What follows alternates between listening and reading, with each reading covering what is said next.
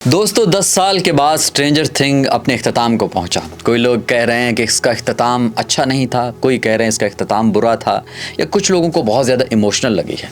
मैं इस हवाले से बात नहीं करूंगा कि आपको कैसा लगा है, मैं ये करूंगा कि 10 साल 2015 से लेकर 2025 तक कितने बच्चे बड़े हुए हैं, कौन से बच्चे कहाँ चले गए हैं, लेकिन ये फ़िल्म जो है, ये जो सीरीज़ है वो उसके साथ चलती रही है, ये कैरेक्टर उसके साथ चलते रहे हैं।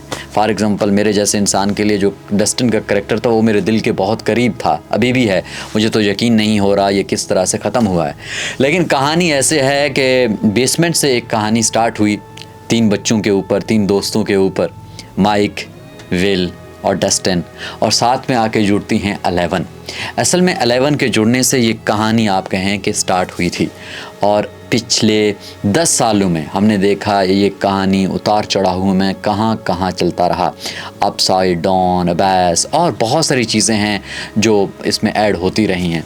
अब ये सीरीज़ की सबसे ख़ास बात मुझे लगी है वो ये है कि इसमें रोमांस भी था, इसमें प्यार भी, दोस्ती भी, साइंस फिक्शन भी, एक्शन भी, ड्रामा भी, थ्रिल भी, एवरीथिंग एक ही सीज़न में, एक ही सीरीज़ में उन्होंने दे दिया था। जो इनके डायरेक्टर हैं डफर्स ब्रदर, उन्होंने बहुत शानदार काम किया है और हमारे लिए बहुत यादें छोड़ गए हैं। अब आखिरी सीज़न के आप कहें कि 8वें एपिसोड की बात करते हैं। मेरे लिए ठीक है, जो आखिरी पार्ट था इसका वो इस तरह से boring in a sense of बहुत लेंथी था, लेकिन क्योंकि आपने 10 सालों को जोड़ना भी तो है, ख़त्म भी तो करना है, इंसान को क्लोजर चाहिए।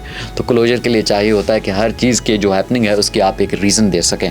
तो मेरे ख्याल में डायरेक्टर ने बहुत कोशिश की है कि हर चीज़ की एक रीज़न दे सकें, हर किसी को, डस्टिन को, विल को और बाकी जितने भी कैरेक्टर्स हैं उनको वो कर दिया है। हाँ, अगर आप लोगों को एक मखसूस कैरेक्टर के हवाले से या माइक के हवाले से उस तरह से दुख है या 11 के हवाले से, तो ये दुख तो बनना है, क्योंकि ये कहानी स्टार्ट ही 11 से हुई थी। जब वो आई थी तो सारा कुछ अपसाइड डाउन हो गया था हॉकिन में। लेकिन मुद्दा ये है, ये कहानी अपने इख्तिताम को पहुंची। हम ग्रेटफुल हैं इसलिए कि पिछले 10 साल में हमें ऐसी कहानी मिली, हमने इसको बहुत प्यार किया, इन्होंने हमें बहुत सारे एक्सपीरियंसेस दिए और ये हमेशा के लिए हमारे यादों में रहेगी। अब सवाल ये है कि कुछ लोग कह रहे हैं कि लूज़ एंड छोड़ा गया है, शायद कुछ बनेगा, क्या बन सकता है, कोई स्पिन ऑफ बनेगा।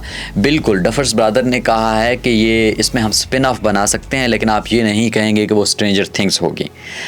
वो स्ट्रेंजर थिंग्स नहीं होगी, लेकिन आप कहीं कहीं जाके अगर देखेंगे तो आपको लगेगा कि यार स्ट्रेंजर थिंग्स से कनेक्टेड ही है। अब सवाल ये है कि जो चीज़ नई आएगी, क्या उसमें स्ट्रेंजर थिंग 11 या माइक या डस्टिन ये लोग होंगे? डायरेक्टर ने तो कहा है कि ऐसा कुछ नहीं होगा। उन्होंने कहा है कि जो कुछ हम बना रहे होंगे वो स्ट्रेंजर थिंग होगा नहीं, लेकिन कहीं कहीं आपको लगता है कि उस तरह की कहानी, उस तरह का मे बी साइंस फिक्शन या अपसाइड डाउन या एनीथिंग लाइक दैट वो बना सकते हैं। लेकिन मुद्दा ये है हमारे लिए, ये है कि हमारी यादों में इन 10 सालों में एक बहुत खूबसूरत एडिशन हुई है स्ट्रेंजर थिंग की वजह से। हमें बहुत प्यार दिया है इस सीज़न ने, सीरीज़ ने, और हमारी यादों को जोड़ा है। हमारे लिए डस्टिन, विल, माइक, 11 ऐसे हमारी ज़िंदगी के पार्ट हो गए थे। तो होपफुली इस तरह के सीज़न, इस तरह के सीरीज़ होते हैं। जिस तरह के हम फ्रेंड्स की बात करते हैं 90s में, कुछ लोगों के लिए वो ज़िंदगी का एक साथ बन जाता है, आज तक वो फ्रेंड्स के मतलब बात करते हैं। तो मेरे ख्याल में 2015 से 2025 के दरमियान जिन लोगों ने स्ट्रेंजर थिंग को देखा है तो वो भी बात करेंगे कि हमारी ज़िंदगियों में भी एक स्ट्रेंजर थिंग था। तो जब वो 40s में, 50s में जब देखेंगे, वो जब स्ट्रेंजर थिंग को देखेंगे, क्योंकि वो उस एज के साथ बड़े हुए हैं स्ट्रेंजर थिंग के साथ। सो आई थिंक इट्स डेफिनेटली ऐसी चीज़ है जिसको अप्रिशिएट किया जाना चाहिए, जिसको सेलिब्रेट किया जाना चाहिए। तो Stranger Thing is one of them. So ये था रिव्यू जनाब हमारी तरफ से। तो आपका स्ट्रेंजर थिंग के हवाले से और इसके एंडिंग के हवाले से क्या कहना है, कमेंट सेक्शन में अपनी राय ज़रूर दीजिएगा।